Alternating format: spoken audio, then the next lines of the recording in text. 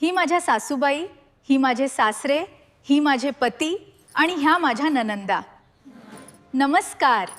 सकाळी मी बनवलेला प्रसादाचा शिरा सर्वांनाच फार आवडला. आता सर्वांची इच्छा आहे की मी छान मेजवानी बनवावी.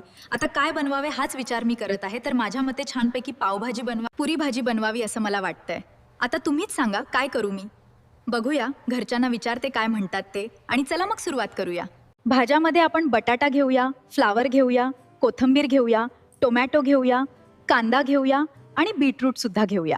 मंडळी, तर आपल्या सर्व भाज्या एकदा स्वच्छ धुवून घेऊया आणि त्यामध्ये बटाटा, सिमला मिरची, बीटरूट, गाजर, वाटाणे सर्व काही कुकरला 3 शिट्ट्या होईपर्यंत उकडून घेऊया.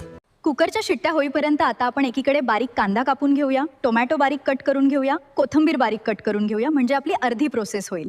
आता आपण एका मोठ्या कढईत 1 मोठा चमचा तेल, त्यामध्ये थोडंसं बटर टाकून घेऊया. त्याच्यामध्ये कांदा परतवून घेऊया. कांदा परतल्यानंतर त्यात टोमॅटोही परतून घेऊया.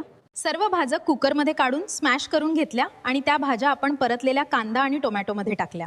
त्यावरती छानपैकी लाल तिखट, हळद,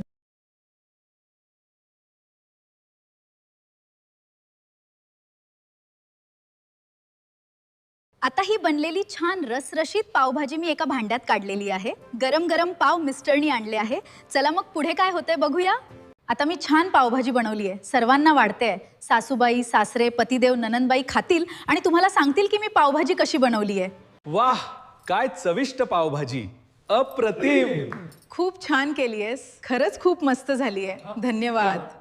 तर मग मंडळी, कसा वाटला तुम्हाला हा व्हिडिओ आणि मी बनवलेली पावभाजी कशी वाटली नक्की सांगा. तुम्हालाही असेच व्हिडिओ आवडत असतील तर चॅनलला सबस्क्राईब करून व्हिडिओला लाईक, शेअर आणि कमेंट सुद्धा